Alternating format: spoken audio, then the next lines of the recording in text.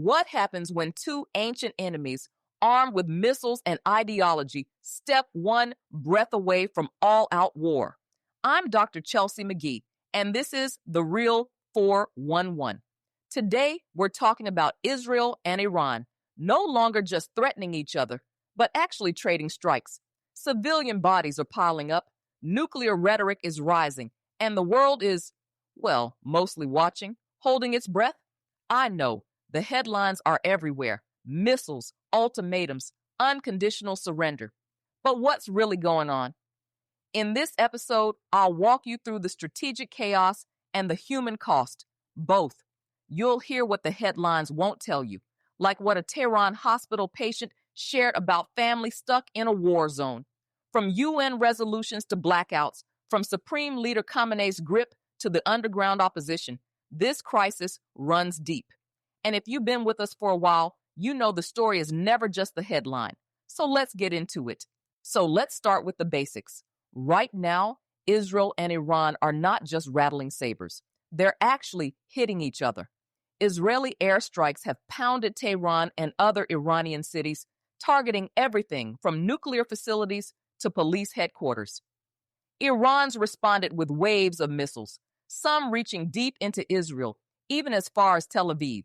The front lines are shifting, and honestly, it's hard to keep up. The casualty numbers are grim, hundreds dead in Iran, mostly civilians, and dozens in Israel, also mostly civilians. And the chaos on the ground? In Tehran, evacuation orders have sent massive traffic jams snaking out of the city, but with 10 million people, there's nowhere near enough shelter. Metro stations are open 24 hours per day, doubling as bomb shelters. I mean, imagine trying to move your family, your elderly parents, your kids with missiles overhead and nowhere truly safe. I had a patient from Tehran, let's call her Lale, who came in for a routine checkup, but she was glued to her phone, desperate for news about her brother's family. They were stuck in the north of Tehran, trying to get out, but the roads were jammed and the airstrikes kept coming. She told me, "We're just numbers on a screen to the world, but every number is a family." That's the reality behind the stats. Meanwhile, President Trump, his stance is, well, let's just say it's been all over the place. One minute he's demanding Iran's unconditional surrender. The next, he's hinting at negotiations, then back to threatening military action. The U.S. has moved aircraft carriers and bombers into the region, but Trump keeps everyone guessing, I may do it, I may not do it. And the implications for American involvement? Huge. Iran's leaders have warned that if the U.S. joins in directly, it'll mean irreparable damage and possibly all-out war in the region. So, yeah, uncertainty is the only thing that's certain right now. Now, let's talk about the nuclear elephant in the room. Israel says it's bombing Iran to stop them from building a nuclear weapon. They claim Iran was just weeks away from having a bomb. But here's where it gets messy. U.S. intelligence and the International Atomic Energy Agency, the IAEA, both say there's no concrete evidence Iran was actively building a weapon. Iran's got a big stockpile of highly enriched uranium, yes, but the IAEA hasn't found proof of a weapons program. And the U.S. Director of National Intelligence told Congress that Iran's supreme leader hasn't authorized a nuclear weapons program since 2003. So, is this about stopping a bomb, or is it about something else? Meanwhile, the UN is calling for an immediate ceasefire. Secretary General Guterres is warning that more military intervention could have enormous consequences for the whole region. Russia's offered to mediate, saying maybe there's a way for Iran to keep a peaceful nuclear program while addressing Israel's security concerns. France and other European countries are pushing for negotiations, not regime change. But let's be real.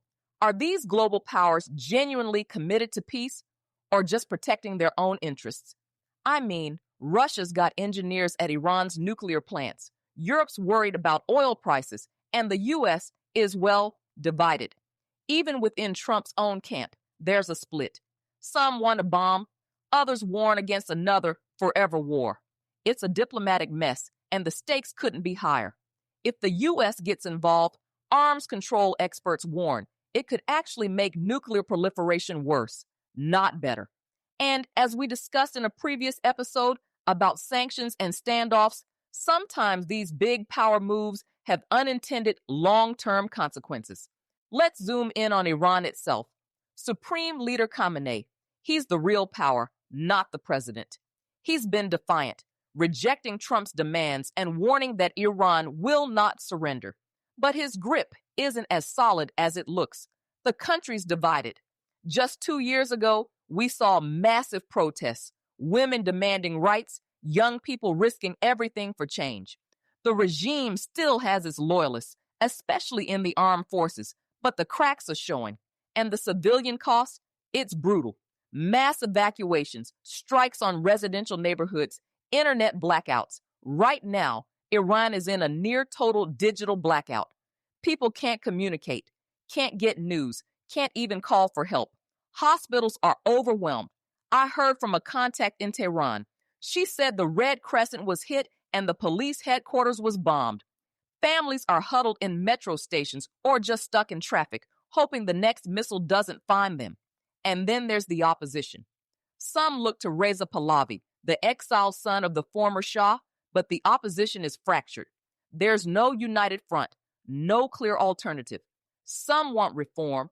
Some want a return to monarchy. Others want something entirely new. Real change?